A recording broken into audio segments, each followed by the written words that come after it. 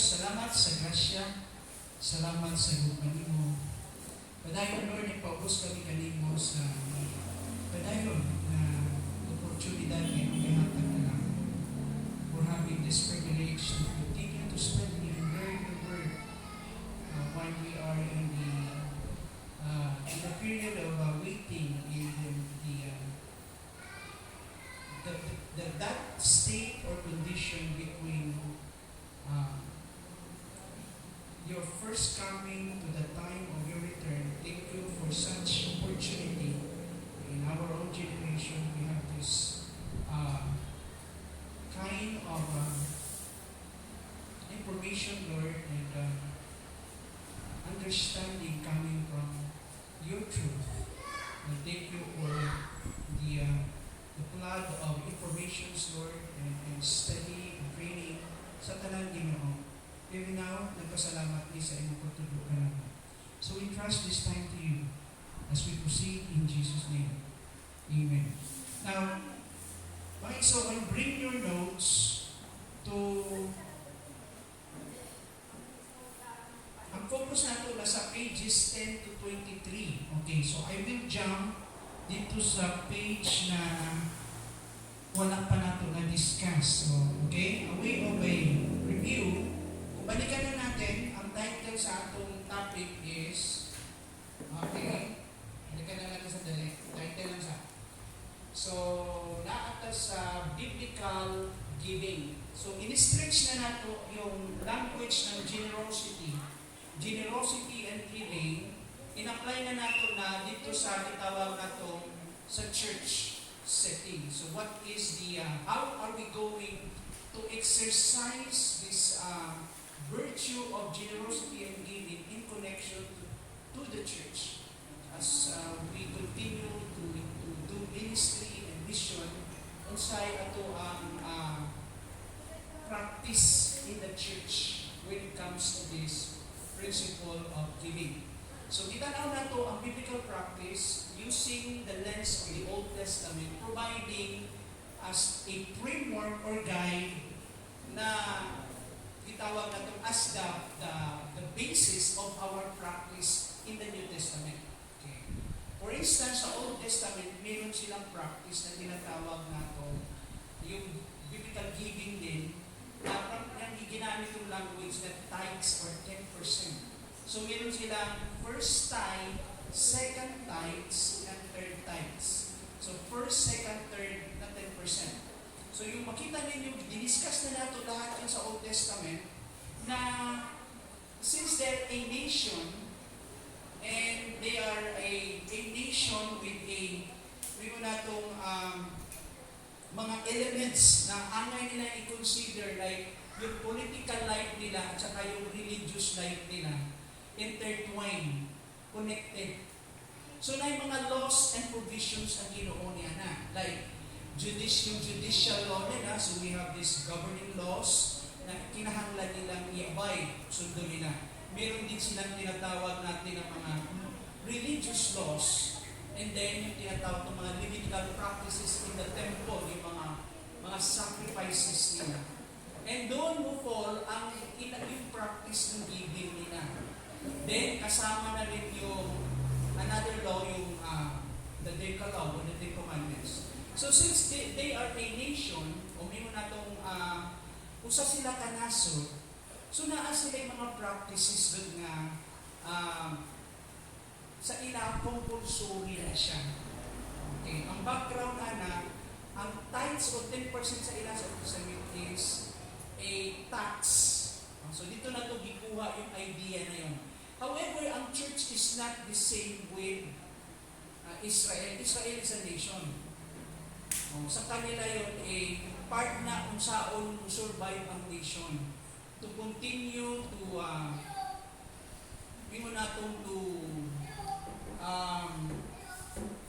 provide food in the house of God, sa temple, yung mga Levites o ang mga priests, sila yung mga political officers din sila. Doon walang function nila. Meron silang king. So sa time ni Moses, yung mga prophets and Moses, makita nato na ang nag-govern yun, yung under the leadership of Moses, meron silang mga elders dito. But they're also a political community. Nation man sila. Then ay factor sa kanilang religious life, ito yung temple worship nila. Sa Old Testament, yung before the temple, ito yung tabernacle. But the principle is the same, yung application nila sa tithes. Pero yung tithes na yan, bago in-apply sa yung Levitical practice nila, they exist na yan sa mga nations. In fact, kay Abraham, that is natural practice. Naalala niyo, Abraham gave his 10% to the king of Salem, si Melchizedek. So, ibig sabihin, at that time, they exist na yan siya. And later, so since they're a growing nation, kinahanglan na ay order sa kanila. So, for them to survive and to try na mag-establish sila sa nation, kailangan ayusin din nila yung ilahang system, ng ilahang economic life nila. So, kinahanglan na ay feed sa kanilahang mga operations nila sa nation. Ganun. So, dito na ito kinuha yung base na yun. Na sinabi natin na ang tithes is no longer binding technically to the church. Since a good church is not a nation, ang church is a spiritual community. Okay? And you cannot find a term na minention na 10% sa New Testament. Okay? But, yung principle of yung tithes to feed the house of God is a universal principle.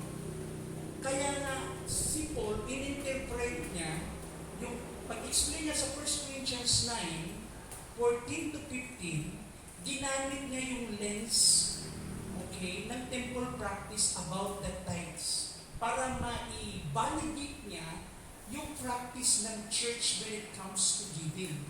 Importante yun.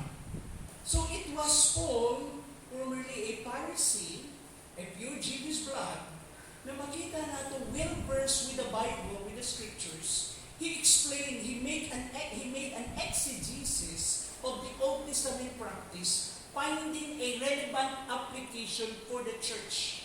Kaya nga so that there will be food in my house, okay, since the Levites, they don't have land as their inheritance to work, so that they can have their food, o sa ilahang livelihood nila.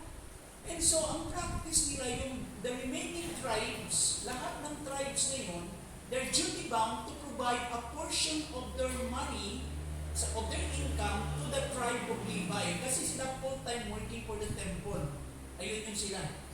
So, ginamit ni Paul niya yan as lens to provide the background why the church also practice this in our own setting. Na the one who work for the gospel should live by the gospel.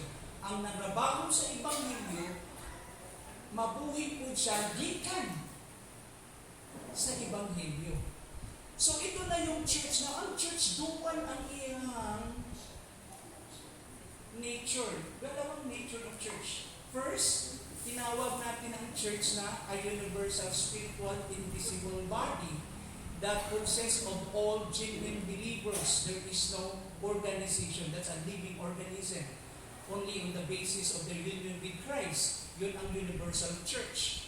Okay, so regardless of your denominations, the kagikan, the bottom line, as long as you have a personal, intimate, living relationship with Jesus, you are part of the universal spiritual body of Christ. Now, pero, hindi lang siya universal spiritual body. Ang church, meron din siyang local expressions na tinatawag natin local assembly. The local church in a particular location, kaya tawag local church. Na naa siya visible na presence o naa siya organization. Meron siyang leadership. Merong elders and deacons. O naa siya mga preachers and mga pastors dito.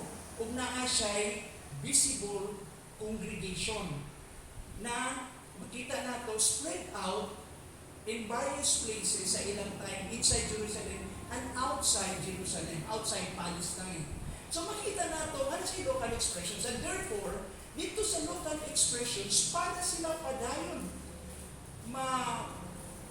masuportahan nila ang ilang operation sa mission and ministry and mission, kinahanglan na sila'y income ang ilahang ministry, ang church. So naalala nyo, nagsugod si Jesus with the 12 disciples, sino ang treasurer? Sino? Si Judas. So yung mga helps coming from the believers, ang mga adherents or followers of Christ, gahatag sila support sa ministry ni Christ. Remember, during that time. So, naagyapon sila in charge. No? Na magmaning sa kanilang, gitawag nato money. Si Judas Iscariot, remember? In that perspective, mga igsoon, is the same practice. Kung tanaw nato, yung mga church, kaya si Paul pinractice na yun. Balikan na natin yan. Jump na tayo dito sa 1 Corinthians chapter 9 about the idea, okay, of that. Let's proceed sa splitting. Yung point na, nag-jump na ka, kaya na kita i-discuss ng may lumutana. Ako lang mong give-give naman. So, balikan na natin yun.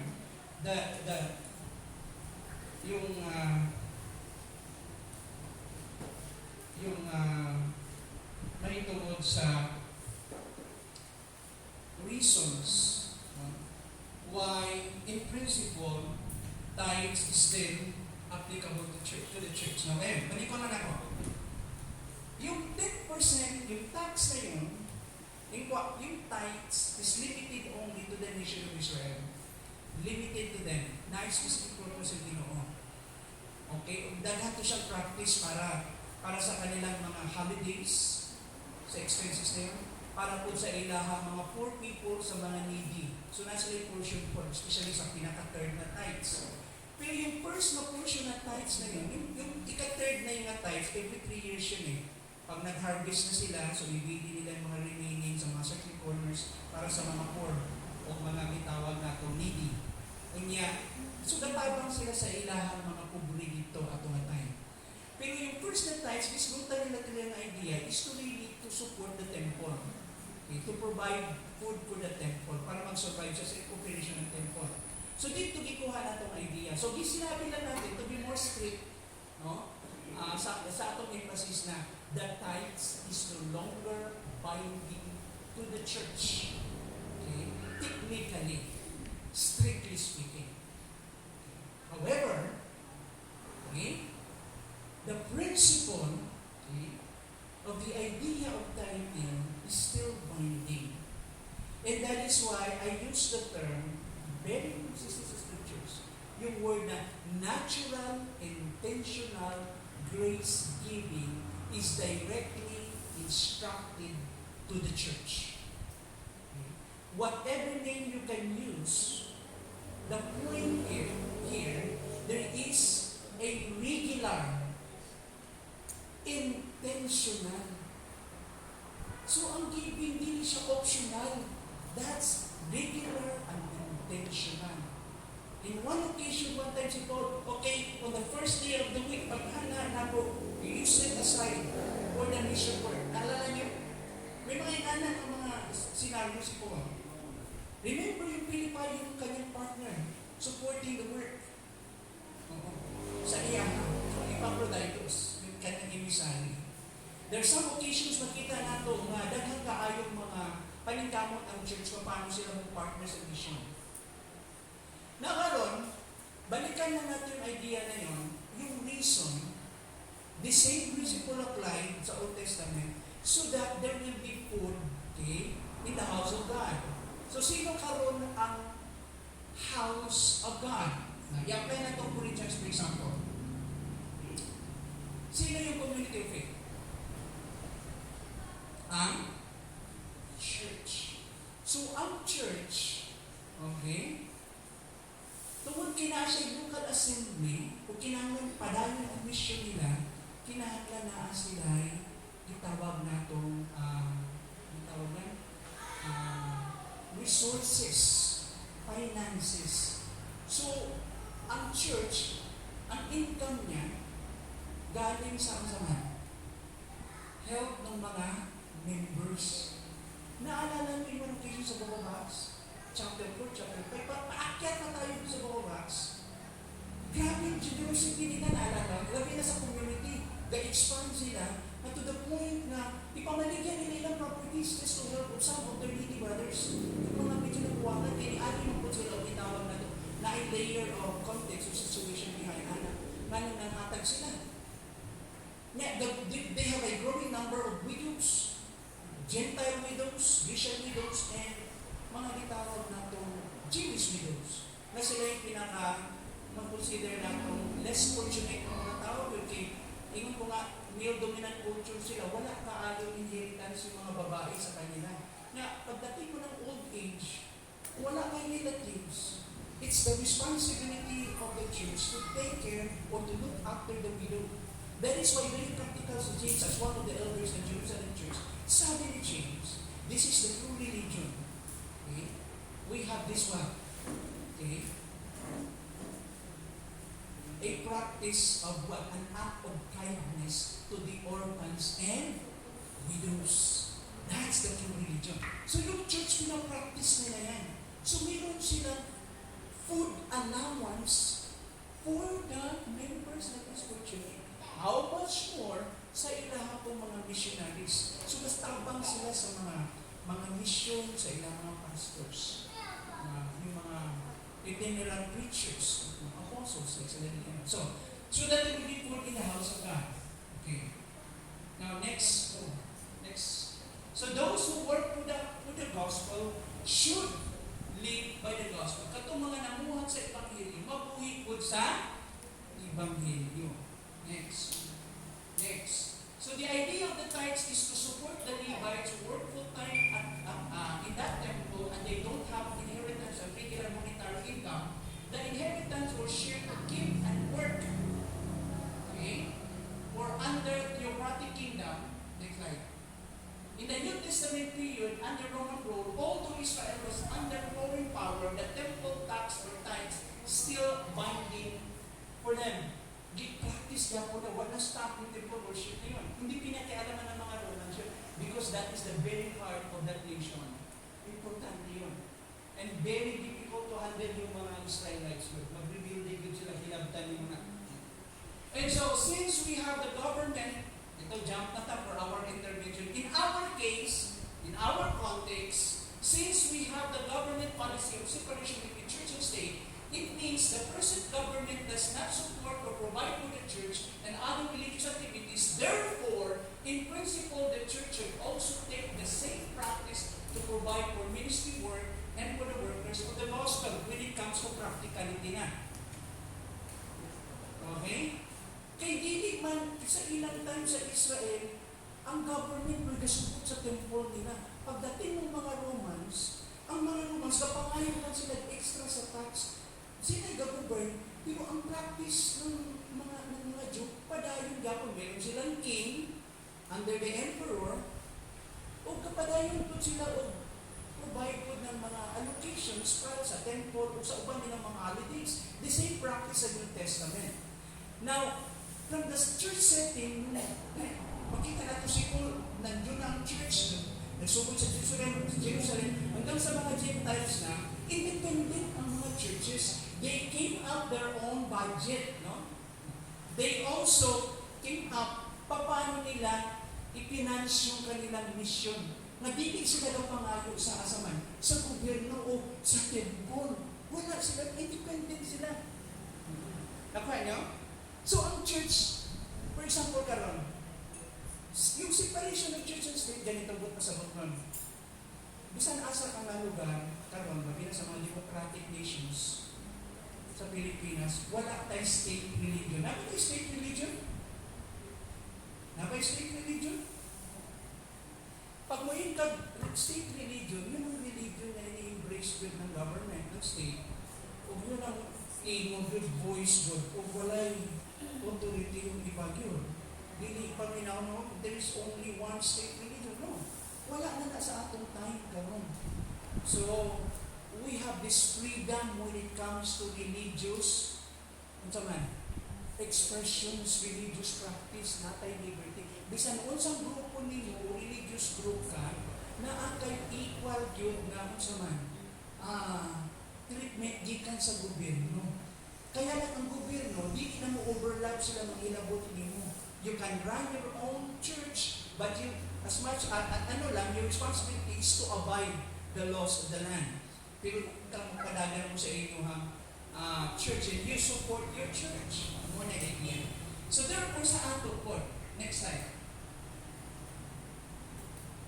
So ministry support and biblical mandate, especially with separation of church and state, applies. From earliest days of the New Testament, the church took seriously the responsibility of caring for its ministers and missionaries. Isuta na ito na last time. Sila ang church mismo na support sa ilang mga ministers and missionaries. Makita natin sa 3 John 1:5-8 na ang ilahang mga missionaries, pag maadto sila sa lugar, ginatagaan nila ng proper treatment, ng accommodation, then kami hospitable sa ilang mga missionaries. O ang ilang mga preachers dito, dili sila receive ng help coming from Gentiles. Why? Because that is counterproductive for the testimony or for the witness of Christ. So they make sure nga ang ilang mga pastors and ministers ko ang gabang up ang church. Dito na kuha yung mga idea na yan. So when we operate also ministry, dapat ang gabang up nyo yung community ng pagtuo. Dili mga outsiders. It doesn't mean na your door is closed for any instrument na gamitin sa Ginoo. Pero ang point hindi ganito, dili ka mga mendicants, mga makililimos, na mangayo ta, bisan sa support o assistance for ministry and mission sa mga tao na wala ka tinituo sa imong gituuhan, sa mga tao na wala kasabot, sa mga tao na wala dili Kristohanon. Because it becomes a stumbling block. So dito na ito gikuhan ang idea. As much as possible, sa atong context in the Philippines, we have to maintain financial integrity sa church. Nagili may rule ng church when it comes to money matters, appear na yung mga leaders ng church, especially the pastor.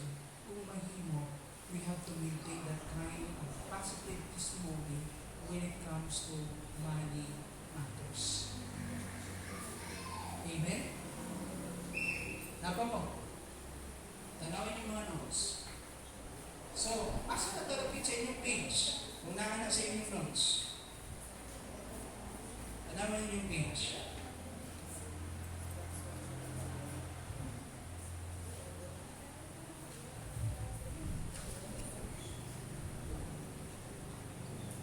Asa na talapit?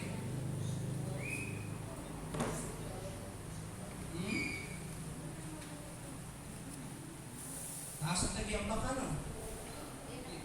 I-expound man ako na diha.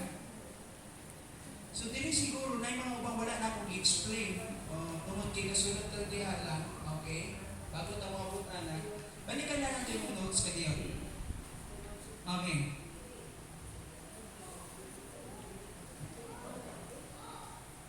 Panalita na nga ni sa ministry.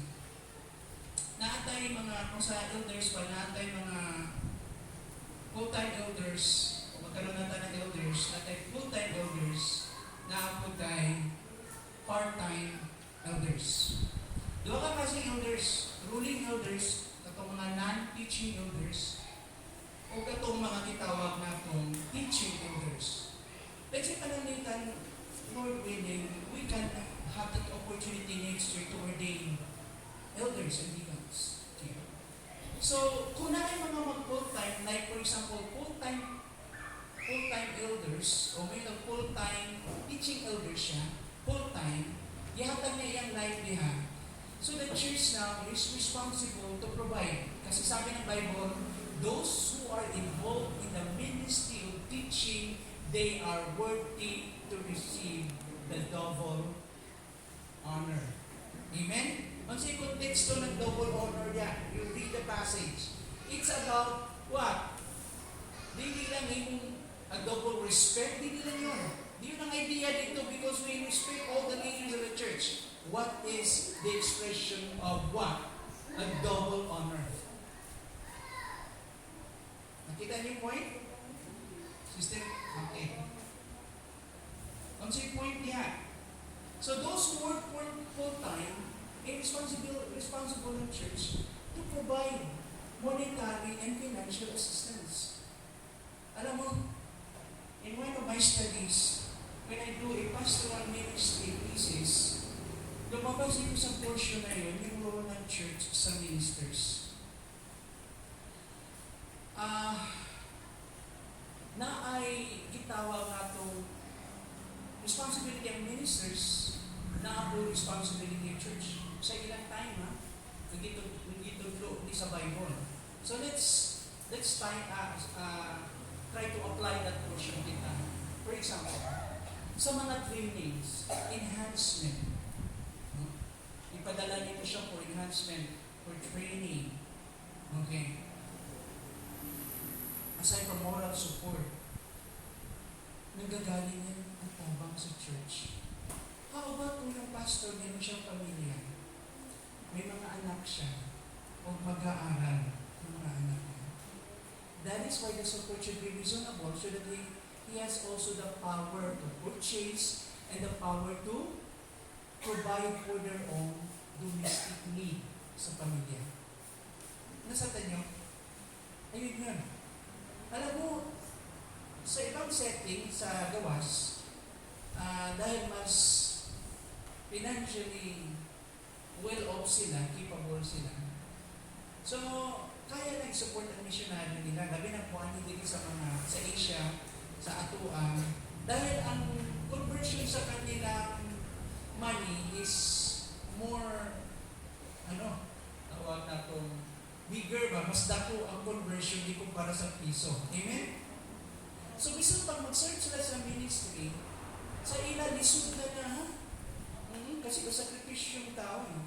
Pero pag-abot din sa way of living, yung conversion ng pera ng support na malaki pa rin, hayahay pa rin siya, ikumpara sa mga local counterpart ng mga ministers na sila talagang dumudugo yung ilong sa bukid. Yung mga independent small churches ng mga pastors na nagsugod doon, na wala ganong klase privilege, sila yung totoong dumudugo talaga. Sila nagbibig sa kind of sacrifice, yaya. Sometimes without food.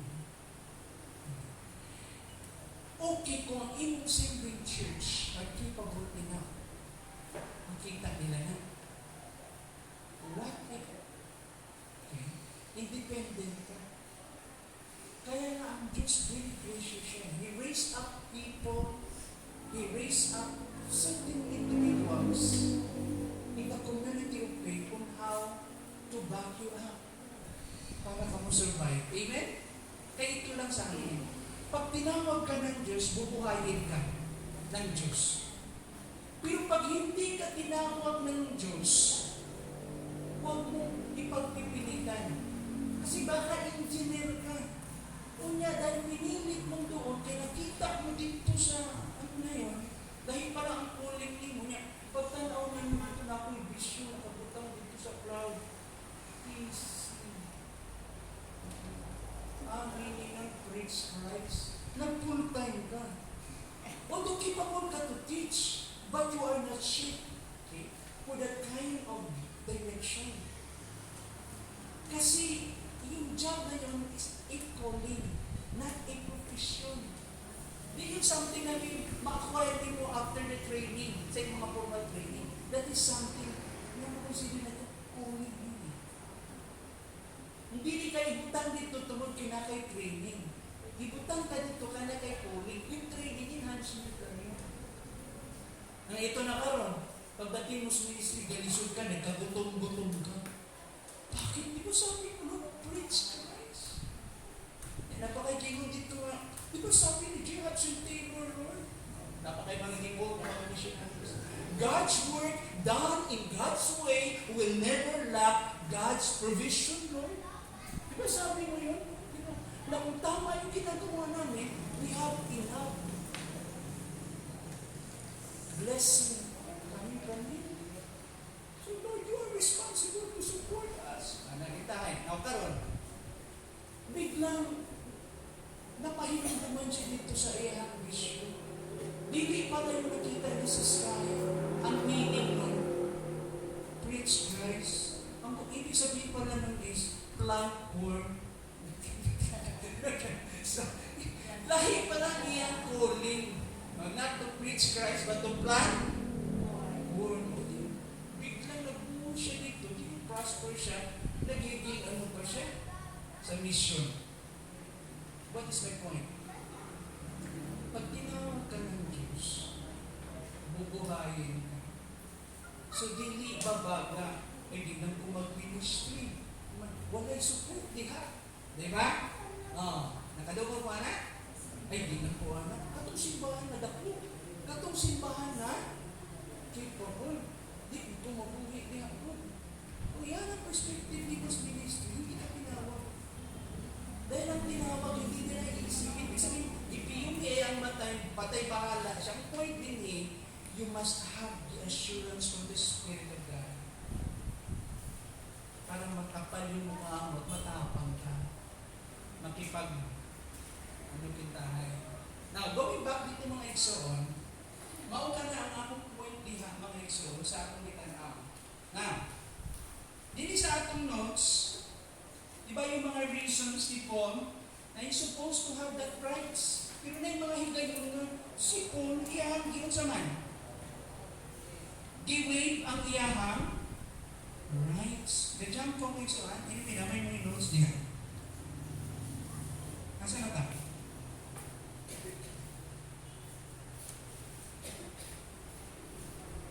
Practical application lang. Kumana tana, no? Okay, majam ko ha. Reasons for giving one's strengths. Tanahan. Ganun si Paul, bisang tuod, ingon siya naman ko'y katungod. Muna'y konteksto ng 1 Corinthians 9. Ako nagisulti kay, I all have the rights as a servant of God. No? I serve. No? Through the gospel, so I have the right also to live by the gospel. Pero nga naman, giwait ni Paul, ito ha, sutihan ka mo. Si Paul, gidawat niya ang help ng 4 Macedonian believers. Pero niya gidawat ang help ng mga believers sa Corinth. Bakit? Kasi si Paul, he is also trying to emphasize to them, okay, to be a responsible receiver. Mas concerned si Paul sa spirituality ng tao kaysa help galing ng tao na yun. Mas concerned si Paul sa spiritual condition ng church kaysa help gikan ng church na yun. For example, well-off, capable ang Corinthian church. Bakit hindi tinanggap ni Paul ang help? Kasi they are not mature enough at that time. Okay? Gustong turuan ni Paul sila ng tamang way of giving. Another thing, kung tanawin mo history, na ay mga exist na mga preachers at that time, mga ubang mga gitawag nilang mga itinerant preachers nila po dito, na ang pamaagi po, gamito nila as cover up ang gospel to make money. May mga mendicants, gapangayo. Yan, wapay labo itong mga regular na mga sophists, philosophers dito, na iana ang ilang reputation, they're making money out of it, of preaching a message. Si Paul gusto niya kay unique na hindi mabahiran yung purity ng gospel, kaya wala niya dawatan ang help. It doesn't mean nag-close niya ang door o diniscourage niya yung giving. That's not the point. Ang sinabi sa atin niya lang, para dili magiging stumbling block. Tanaw sa inyo notes. Nakata sa number, page 18.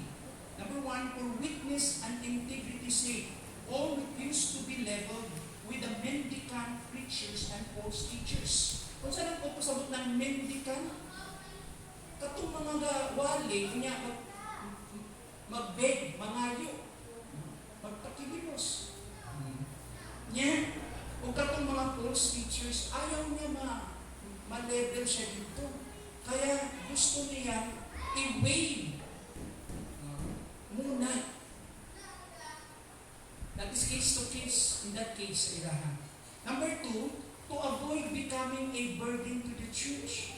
Ayaw niya rin. So na mga occasion kasi Paul, dili usahay, iya i-exercise ang iyang rights para dili siya mahimo abugat sa simbahan. Yes po. So that is why under certain situation, Paul worked to support his ministry. Nag-tent making na rin siya. Avoiding burden and preserving witness. God's servant should not become a financial burden to the people he seeks to serve. Dapat dili siya pabugat sa church. Particularly in ways that would hinder the gospel credibility. Para dili ang mawa ang kredibilidad sa Ebanghelyo. Mga yung barato na lang. Ang mga tao, pandulo na. Kaya kadamitin nila, kadatapok nila na ay mag-announce o giving mo niya. Niyon sila, nag-give. Nanapoy laing give. Pagpalit mo ng parang atong mga visiting pastor. Dili, apir pabiana. Na yung mga ingana ng occasion, amen? Nakadurong mo na? Niya, kapila ba ang giving? Katulog, kaupat ka lima. Notice? Kaya kasi na-abuse na usahay. Now, dili si Paul, ayaw yung pabigat kami na yung community na tuan mo, dili yung anak sila. Di ba? Kaya bisan usa kalibo pa ang imong membro. Di ba? Dili mo sila yung anak ka capable. Naalala mo tuloy mo si Manila. Nasa usa ka church, ito ka niya, gamay na sila, pwede kayo ikabuo. Gamay na sila ng church. Capable sila kaya mga membro, mga ano man, gobernador, at mga membro ba, mga politicians, mga rich people sa community, try sila kabuo, pero talagang grabe support. Nasupport pa sila sa mother church dito sa Quezon City sa amin. Pero naala sila din. Naala sila sa Lomas Road. 30 people lang sila. And when I had that opportunity makabisita dito.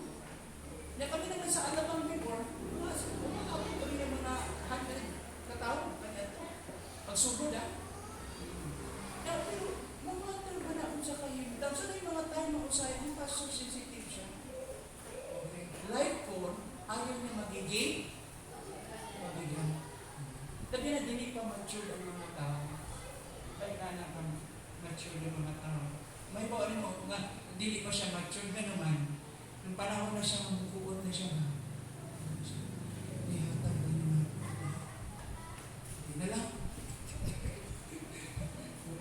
Napamagkagubang mga bayron nun. Bigwa pa siya niabot, anak, na nasipin niyang heart when it comes to that. So, hindi pa siya ganun pag-abot, anak, at time. So, you have to consider that. Next, ikatulong mga igsoon, ari na taso. Yung Paul's decision in Corinth is to work alongside with Priscilla and Aquila in their tent-making trade and is a powerful example. By doing so, he avoided reliance on church funds and modeled self-sufficiency during his missionary ministry. Kaya okay lang minsan mag-work ang pastor. Taas would you agree na okay ba usahay ang pastor pwede mag-work temporarily? Temporarily. Taas ang would you agree? Pwede na siya. Kung ang imong sitwasyon, anak na time, okay, for the sake na dili ka mahimong burden sa vision ng mga tao yung gilala, dahil ang capable din.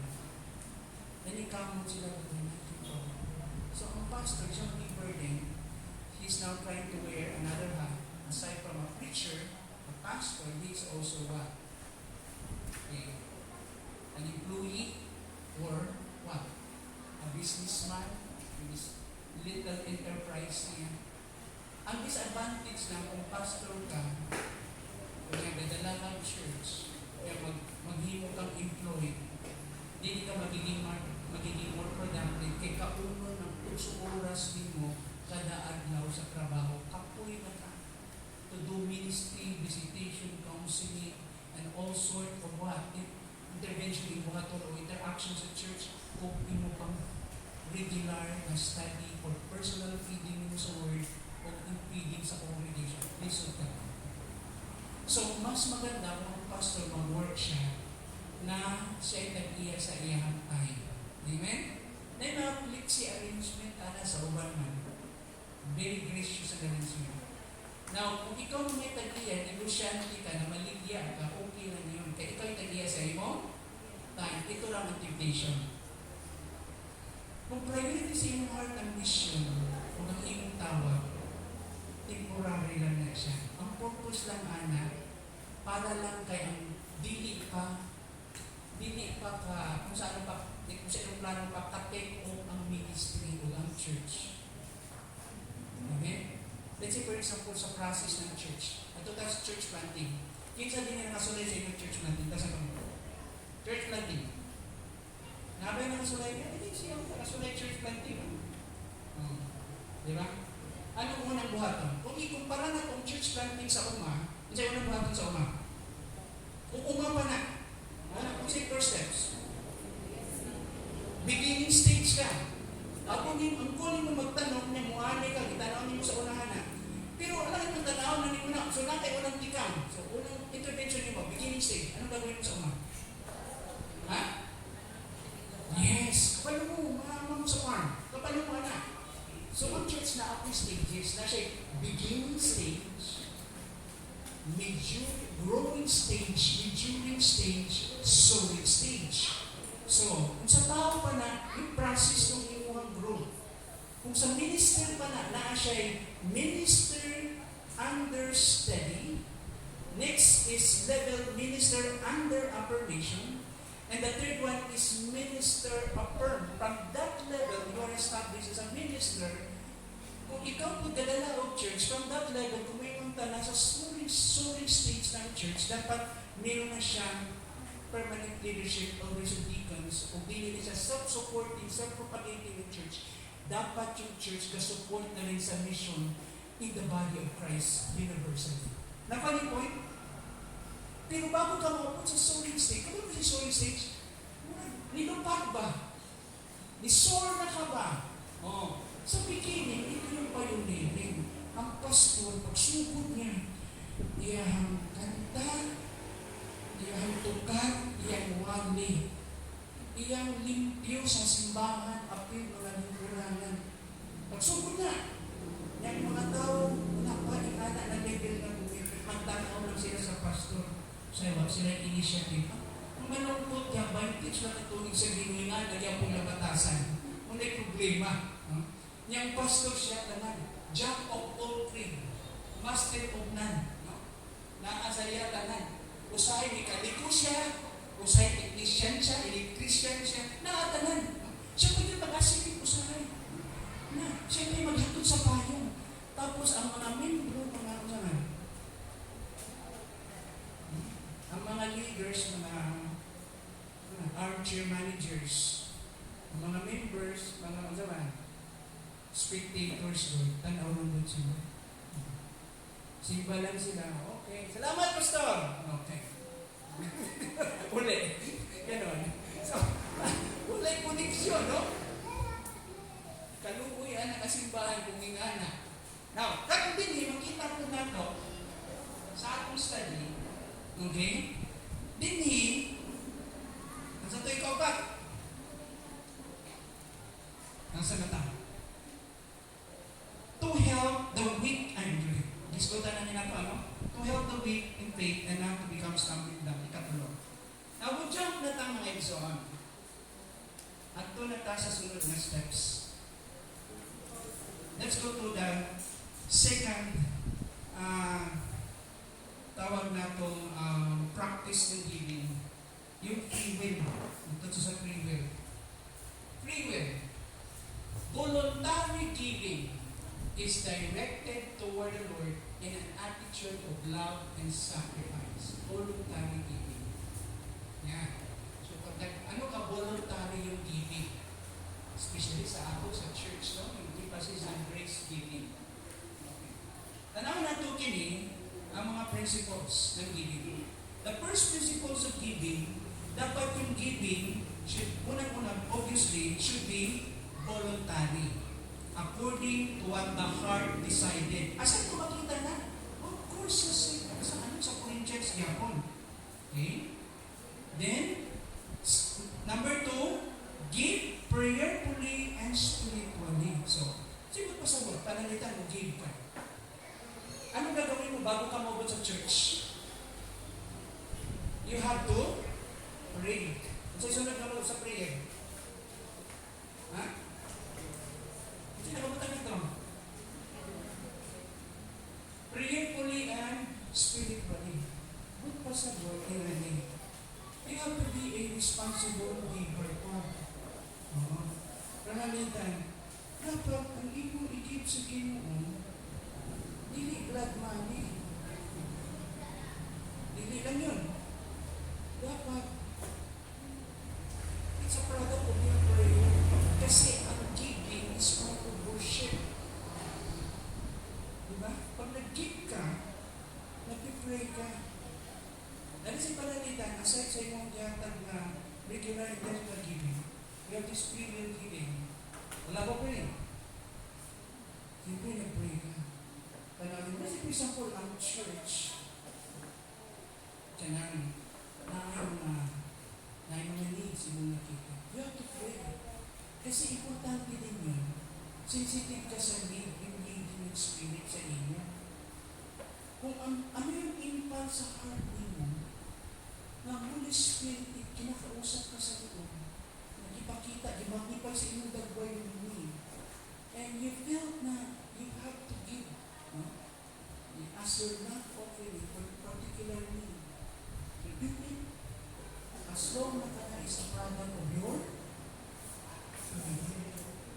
pray ka. Okay? Tanawang sa 2 Corinthians 9:7. Kung tanawang din ha? Tanawang din. Okay. 2 Corinthians 9:7.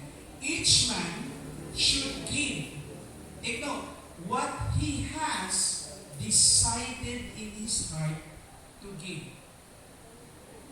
Gidesisyonan niya sa iyahang kasing-kasing. Not reluctantly or under compulsion. Tanaw ang grace giving sa New Testament. Dili gaduha-duha o dili napugos. Yung word na reluctant, disitang po siya. O yung word na compulsion, napugos. Kung ako sa katawang mo niya, napugos siya kayo, give. Amen? Kasi it must be your decision sa inyong heart. Kasi palitan ba nag-asawa? Wala sila nagkasinabot, nag-away sila. Don't give. Kiwalay, galit siya inupuhatong man. Hindi misrepresent that expression ng worship mo sa Ginoo mo. Hindi naman ang inauna ng Ginoo. Amen? Gamitin mo yun na magiging expression ng iyong pagmamahal sa Ginoo. So it must be coming from your heart. At be decided by husband and wife. Labi na kung usaray ng ita. Siya ang breadwinner. Amen? Sagutan yun na. Nung panalitan, pareho sila nananita, di naman ang kwarta tanan. Bisan pag tagsa silang bankbook, diba? Bisan daghan, may kanya-kanya silang pera, dapat na sila, mag-asawa yun, di naman ang tanan. Would you agree? Agree ba mo? Uban. Parang di kahit kung sold out 100%. Muna nga mga boyfriend o girlfriend ng mga artista, no? Ang naon niya mas dato niya dito sa usa. Okay. Na yung mga condition bago magpakasal. Okay. Okay, ha? Ang imong inheritance, negotiable. Ang ako, non-negotiable. Ang imo i-share. Ang ako, di pwede. Muna problema, selfish yapon. Sa kami nyo, inyo na natanan. O gani na po, sa kasal pa naging kupot na mo R-ring dito, yan ay mga points dito. Kaya pagdating din sa giving, nagpalabas kayo, nag-release kayo naman, especially sa Ginoo, we have to decide it must be coming from. Okay. Dili lang na. Sa pag-ibutan din yung mga exam. Mansay sunod.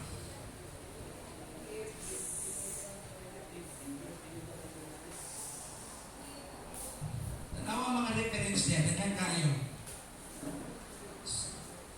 Tanawa na lang ninyo yung mga guide 1 Corinthians 16:1, 1 Corinthians 16:2 under that heading. No? Dinahimo nila pag nagtapok sa first day of the week Sunday. And sa 16.1, for about the collection for God's people, do what I told the Galatian churches to do. So may mga instruction specific si Paul. Nato kasi katulog, give with biblical priorities. Kasi mo pasagutin, pag nag-give ka, ano yung mga priorities dapat na makapahimuot sa Ginoo na Biblian mo ka, pananlitan. Let's say nag-give ka. Nag-give ka lang kung piling, duwa ka nag-give o sa man. Ano yung problema na ito, di ba? Okay. Dapat, kita may wala naman yung honor. Si Lord. Of course, itong iyong giving para help sa uban, sa Ginoo mong yapon to, pero yung portion ba na iyong ihatag sa Ginoo, let's apply that principle sa Old Testament. Yung honor the Lord,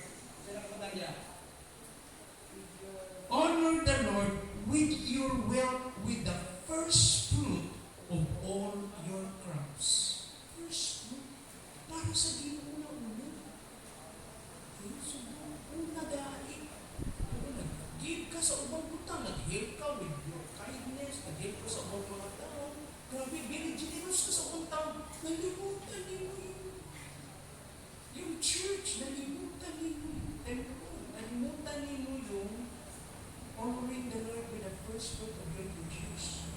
Next, ingon pa din sa 1 Timothy 6:17, command those who are rich in this present world not to be arrogant or to put their hope in wealth, which is so uncertain. So, dito ko sa nila ng kwarta. Ayaw mo, ipainom doon itong mga dato, nga na magsaligod o magpasigar po sila. Dilibutang inang paglamang nila diyan sa mga bahandi. Kay kana, or diligod masaligan, uncertain will na. But rather put their hope in God, who richly provides us with everything for our enjoyment. Command them to do good, and to be rich in good deeds or good works, and to be generous and willing to share. Pero una sa tanan dito sa mga priorities ng Diyos. Okay. Number 4, give with a heart to please God. So, Colossians 1, verse 10, another reference, makita po ninyo sa 2 Corinthians 5, verse 9, and Colossians 1, 9 and 10. Tanawa ang Colossians 1, verse 10. And we pray this in order that you may live a life worthy of the Lord and may please Him in every way, bearing fruit in every good work, growing in the knowledge of God. In other words, pag abot sa giving, una-muna, ang heart mo is to please the Lord, is to please God. No amount of giving will really, may mo na kung makonsider na ito acceptable kung hindi naman ang heart pleasing to God. Kaya din nag-give ng gamur-muri.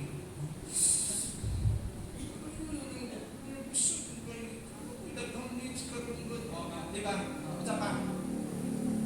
Pag-good ka, wag na ka nalipay. Ayaw na.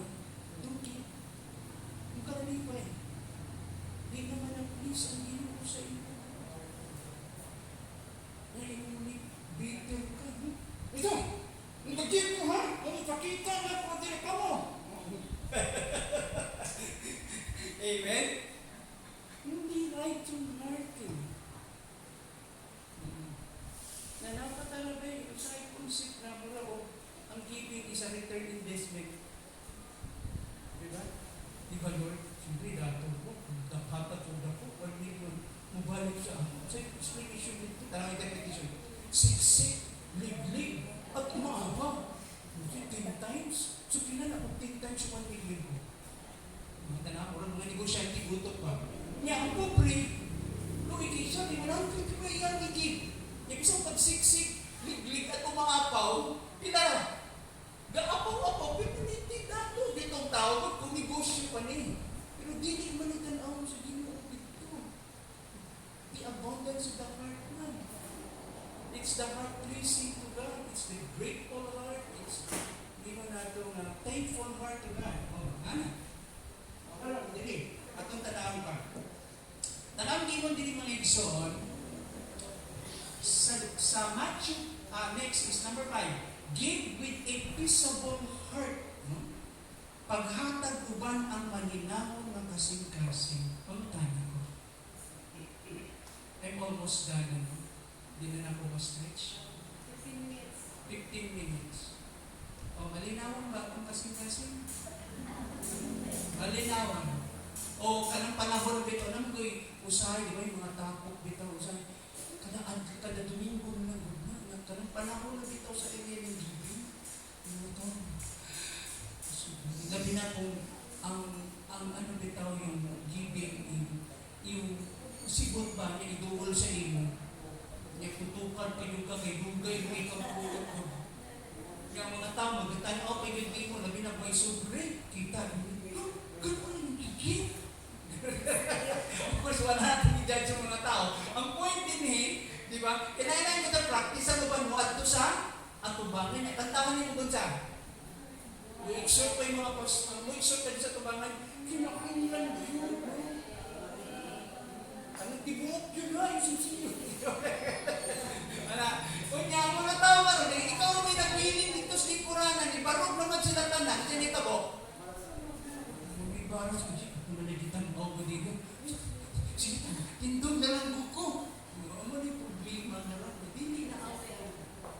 Hindi na malinaw ko, hindi mo kasing-kasing ko. Pag uli mo gumahay-mahay ka, ihatag ito na po, ha?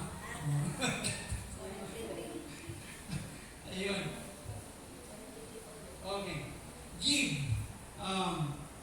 Next is give generously o giving freely, paghatag ng utan, paghatag ng walay, pagpanuko, o yun niya. Mauna siya, hatagi o kaluboy o paghatag ng walay, pagduha-duha. Matthew 10 verse 8, God expected us to be generous and also with balance. Okay, the spirit and attitude of giving or helping the needy is the heart of Jesus' instruction in the Sermon of the Mount. So, balance siya. So, naangkin ng spirito insakto when it comes to the generosity in giving. So, mujam ko ha, ato ta sa number 7. Okay.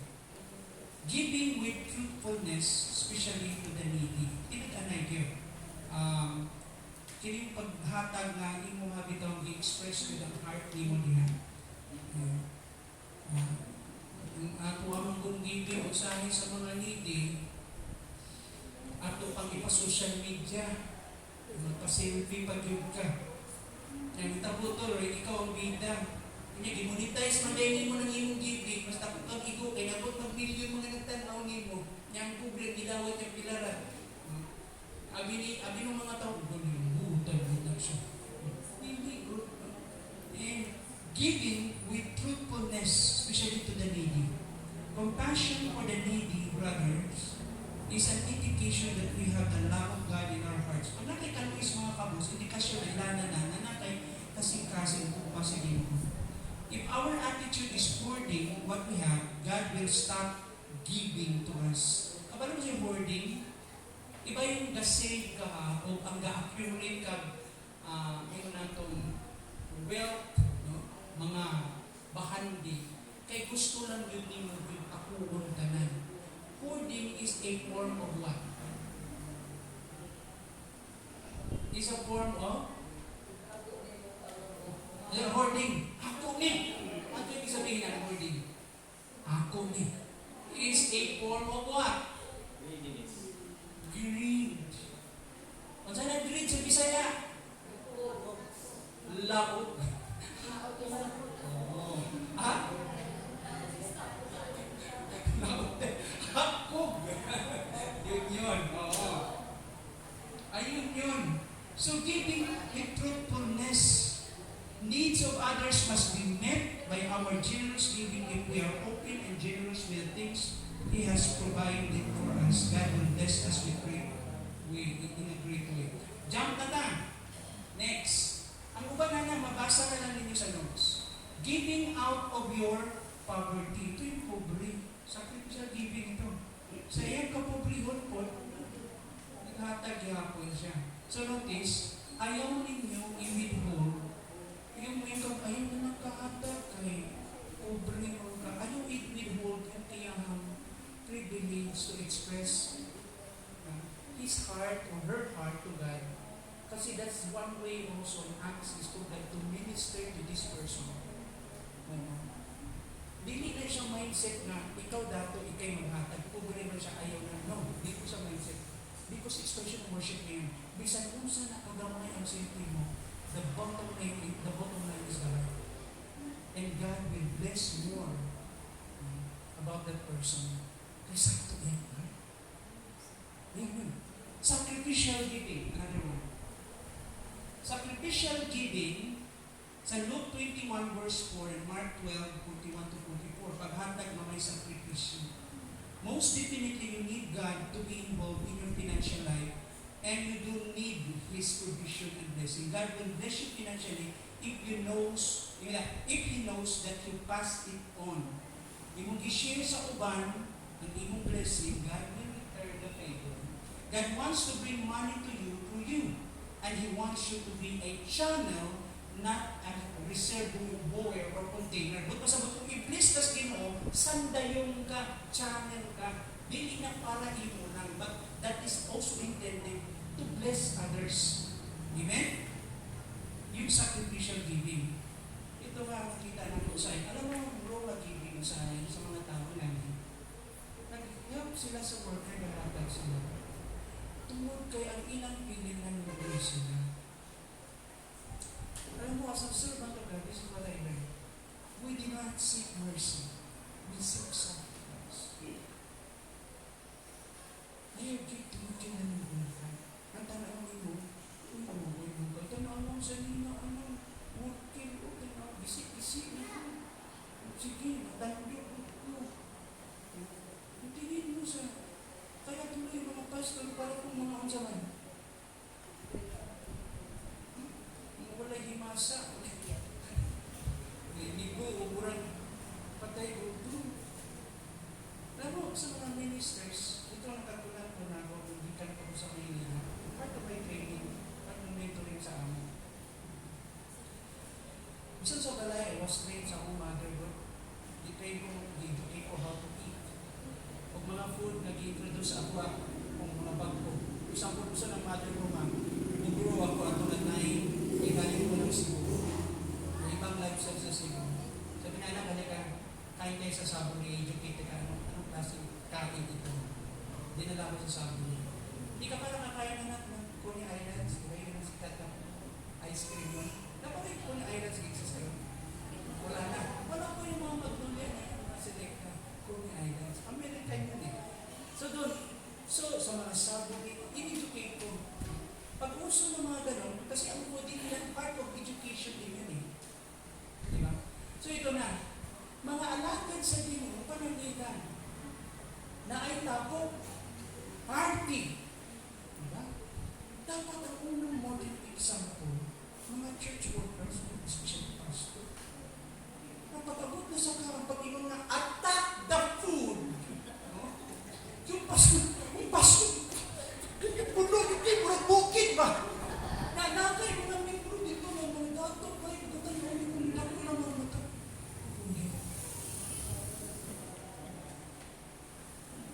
Imaha mo ito. Atay ko, ito, uya ko dani.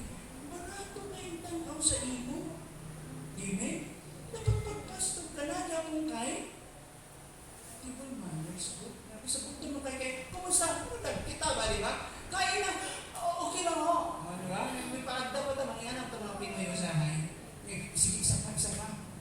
Gusto ko yung mga Amerikano, kapal lang mo ang dawon, hindi kasabot ninyo, anak. But going back, sige, kasi mo sa'yo gutom na ka, because you want to set example to the people. Sometimes you have to control that.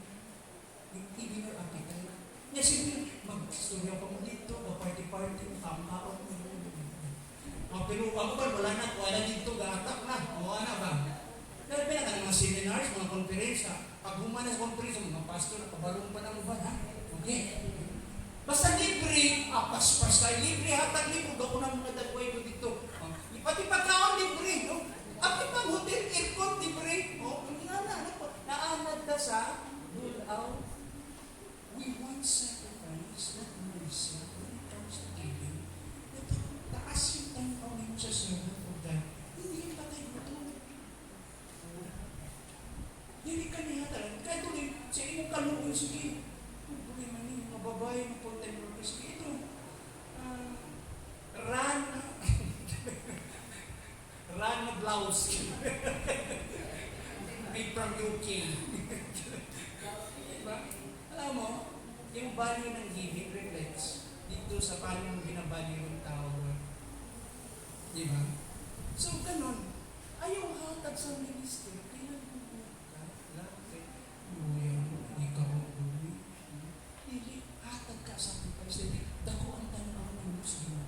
Siya ang pagkakas. Isa-unsa mo na siya. Educated mo na siya dili. Dapat na rin sa sunod ka and he will show his life for ministry. Dapat tanaw sa iyo. Nanawalan mga Koreano? Pag ang anak nila lalaki, ang priority, dili mag-engineer, dili mag-abogado, dili mag-doktor, o sa may priority. Gusto. Sabi mo po yan. Na pag ang anak nila babae, anong priority ninyuan? Gusto. Dili. Matandang mayaman, madaling mamatay. O, ang uso karon kay apam naman, apam. So, gusto lang, so tiyan lang mga igsoon, hindi siya, dapat i-ana ang tanaw na ito, sacrificial giving.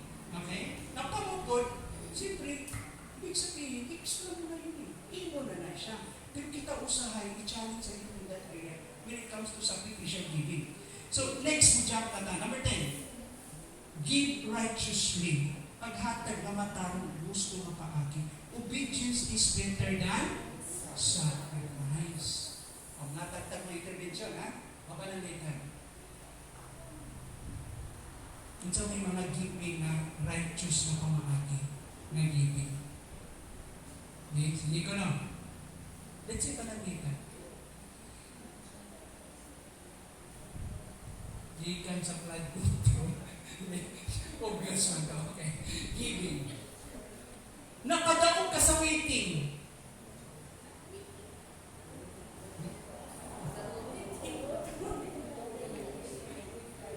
Kaya pa may mga laay, mga usahay na kastuhano na mo. Di ba? Mutaya pa dito, God, no?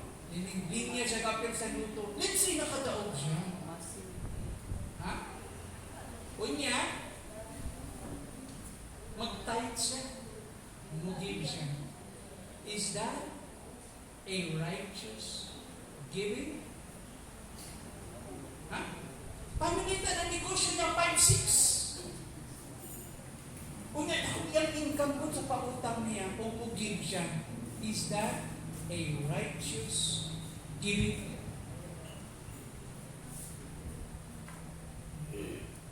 Diba? Blood money is not a righteous giving. Blood money in the negative sense. Na questionable ba? Diba? Sabi na sa mga pamaagi na questionable ng pamaagi, naka-income ka, nakarakit ka, pero dili siya, itawag na itong, mayroon na itong noble na gain. That is not a righteous giving. Kaya sabi ko yun, kung kita mga Christians, tayo po na sa receiving end, natagaan ka, hindi nilang ka responsible giver, you are also responsible receiver. Let's say kitagaan ka bilang opening, brother, gisultihan ka, ang sobra yun sa, nakadaog ng grupo atong sunoy ba, gisabo. So, tagaan kita balato. Lang, upiling na po na. Diba? Okay ra? Ha? May makakita. Huwag may nakakita. Wala.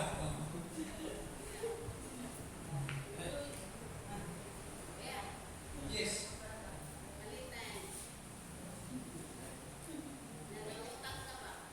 Nahimo ha?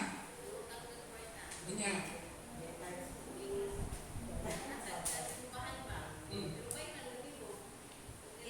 Bayaran man nimo. Inutan. Ayun, pag tithes, income man ng tithes. Ingani pa. Mag-pray ka una. Lord, imo kong i-bless. So, nangutang ka.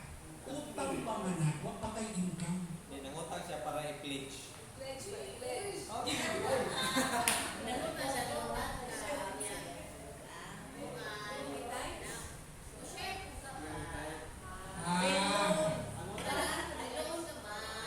Nag-loan ka. Okay. Okay.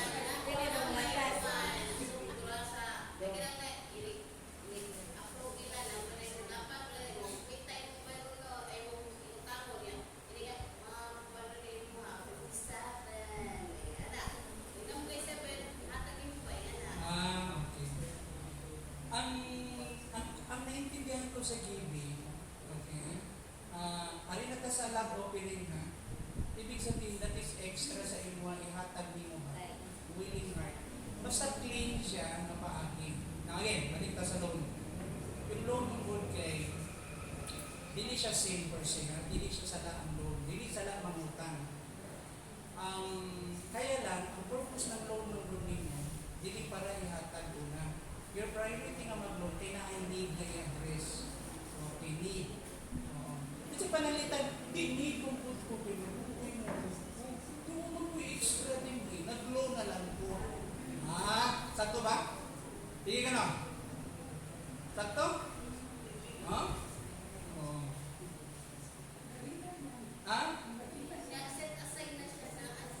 Nag-set aside na siya daan. Okay. So, i-separate na natin tayo sa biblical times.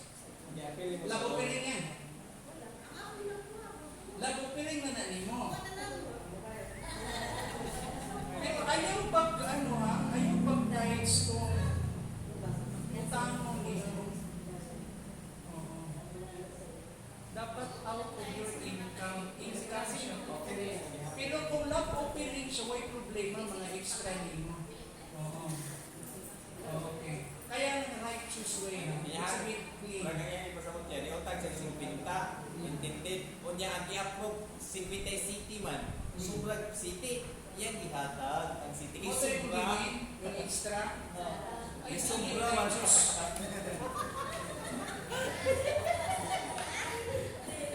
Okay. Ang iskutan nato righteous way, inulan sukli. Ang sobra. Di na-approve ba? Nag-iuli siya. Di approve ba? Ano nga siya, pag-loan ka. O niya, naman ay criteria nga pwede loan. Pero legal. Legal o legal? Okay, ito lang ha. Basta legal siya. Legal to? Okay. Ang sa ikason, nga nung nasobra?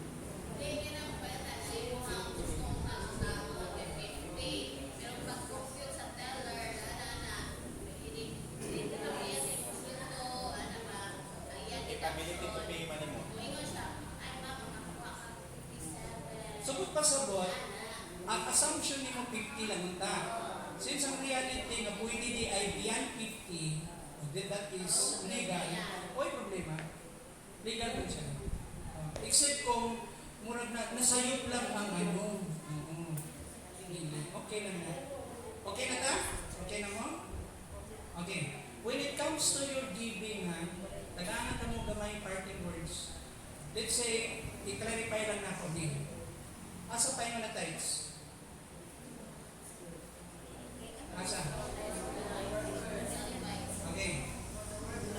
Okay. Ang tithes, kung sa tax pa na, priority na to provide food sa church, sa house of God. Pupunta na sa workers and sa ministry operations. Mission. Pagpasabot, maintenance, tanan para sa church. Okay? Plus, yung mga namuhat diha. Let's say natin category sa workers. Aside sa inyong mga regular employees, okay, nagikuha, panalitan na yung secretary, na mga uban pa, mga namuhat. Okay. Nag-hire good siya. Tagaan sila kaugalingon nila salary. Dito nagikan sa tayo sa income sa church.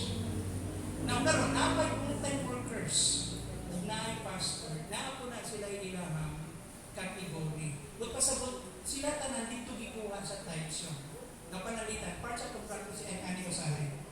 Kasi ang tithes, pwede siya mo ato, ang pag muagi na ganit siya sa opening box, nga niya, kung ang church, ang ilang mga workers, naa sila'y nakaset daan na amount or yung na itong allowances nila, okay, ila hatong sila'y responsible ato pag-segregate. Okay. Let's say pananglitan, wala sila'y nga na set up.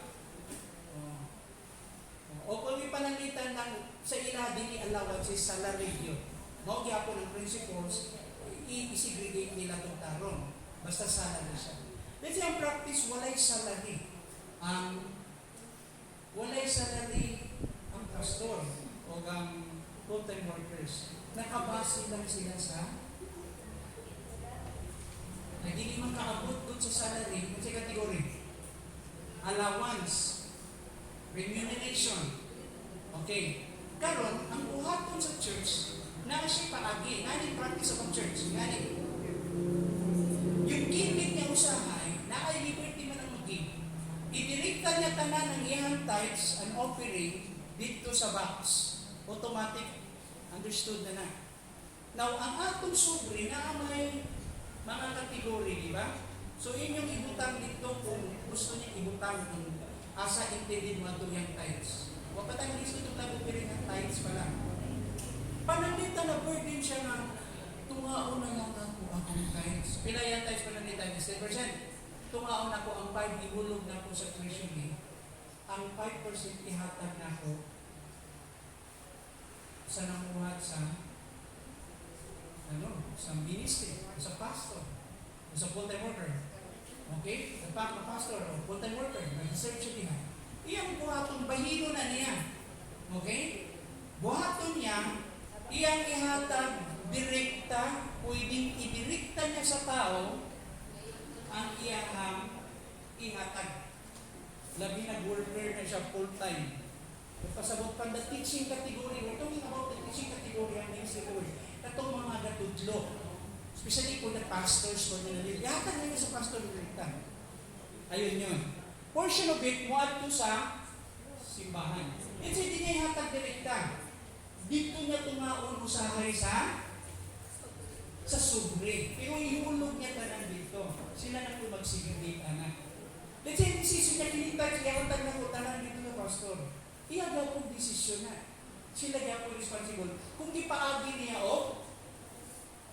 box na siya. Let's say, kung ikaw naman, may ka sa church niya, responsible giver ka. You want to be a responsible giver, wise giver ka. Tanaw pa nang dita ng church na siya, ay tulog ka. Gitanong ka sa inyo na, tulog ka workers dito. Yan yung kita na, usa ka worker, pastor. Iya, anak, mga pito, dagat siya. Yan ikaduhang yan, tulog. Yan ikatulog, wak kay anak. Yan. So nag-pray siya, Lord, gusto na ko bahinon sa ilang tulog ang akong tithes. Yan. Okay na ko ito extra, gusto mo hatag lang ko rin tithes. Usawa na pag-give. Ang buhato niya, kaya lang kami yung time, ay, para mabalo nila din. Buhato niya, as responsible giver, the creation, give me that wisdom. So, automatic nakasabot naman ka sa tulogin sa'yo mas dapog niya. Ang kinadaghanan o anak. So, ang large na chunk or portion sa iyang ihatag, paingon dito sa pinakadagang anak. Unya, ikaduha dito sa kay mas dako ang need. Sa ikaduha, mas dako ang need. So, naa siya proportion good. Kung ikatulo, katong walay anak. Example lang. Pero, ang iyan na nakita ang yung normal na realidad ba, na need nila.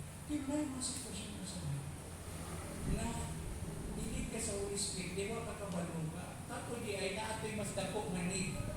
Nakuha nyo? Dili din itong daghan. Ito yung papasok ng prayerful giving. Huwag ang po na.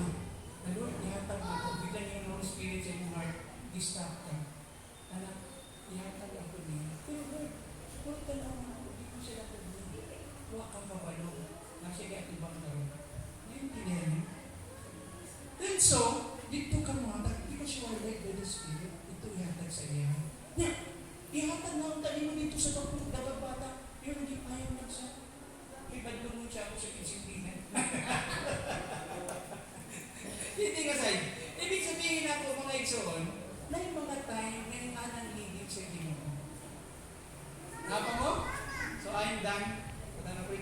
discuss more.